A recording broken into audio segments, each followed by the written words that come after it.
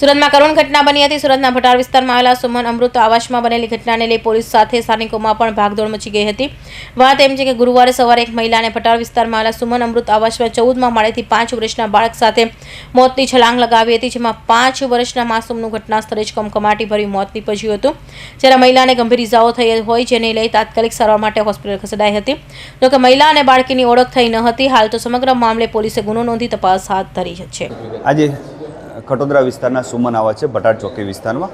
તે સવારે 10 વાગ્યાની આજુબાજુ પોલીસને કોલ આવી અને પોલીસ જગ્યા ઉપર વિઝિટ કરતા જાણવા મળેલું કે એક મહિલા છે જેનો અત્યારે આઈડેન્ટિફાઈ થઈ શકી નથી। તે પોતે પોતાના બાળક સાથે 5 વર્ષના બાળક સાથે સુમન આવાસના 14મા માળેથી જમ્પ કરી દીધેલું જણાઈ મળ્યું છે। આ બનાવમાં જગ્યા ઉપર જ બાળકનું ડેથ થયું છે। જે મહિલા છે એની કન્ડિશન ક્રિટિકલ કન્ડિશનમાં હોય, હાલ સિવિલ ખાતેને સારવાર માટે લાવવામાં આવેલી છે। પ્રાથમિક રીતે મહિલાએ આત્મહત્યાનો પ્રયાસ કર્યો પોતાની બાળક સાથે, પરંતુ હાલ મહિલાનો પરિચય મેળવ્યા પછી મહિલા કોણ છે એ પોલીસ તપાસ કરી, ત્યારબાદ ખ્યાલ આવશે કે આ બનાવ પાછળનું મુખ્ય કારણ શું છે।